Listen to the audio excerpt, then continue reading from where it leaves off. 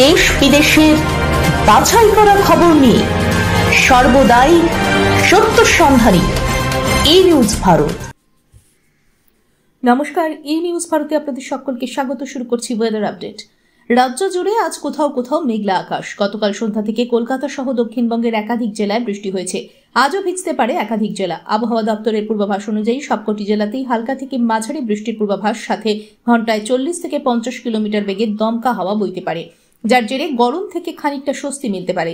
বুধবারের পর কমবে বৃষ্টি। বৃহস্পতিবার থেকে ফের বাড়বে গরম। বৃহস্পতিবার থেকে উত্তর ও দক্ষিণ 24 পরগনা, পূর্ব মেদিনীপুর, পশ্চিম মেদিনীপুর, ঝাড়গ্রাম, পুরুলিয়া, বাঁকুড়া, পূর্ব বর্ধমান, পশ্চিম বর্ধমান ও বীরভূম সহ একাধিক জেলায় গরম ও অস্বস্তি বজায় থাকবে। আজ কলকাতার আকাশ প্রধানত মেঘলা। সন্ধ্যার পর কোথাও কোথাও বজ্র বিদ্যুৎ সহ বৃষ্টি হতে পারে। আজ কলকাতা ও তার পার্শ্ববর্তী অঞ্চলে দিনের সর্বোচ্চ তাপমাত্রা 36 ডিগ্রি সেলসিয়াস, অনুভূত তাপমাত্রা 43 ডিগ্রি সেলসিয়াস, সর্বনিম্ন 28 ডিগ্রি সেলসিয়াস। বাতাসে আপেক্ষিক আর্দ্রতার পরিমাণ 67%। ব্যুরো রিপোর্ট, ই নিউজ ভারত।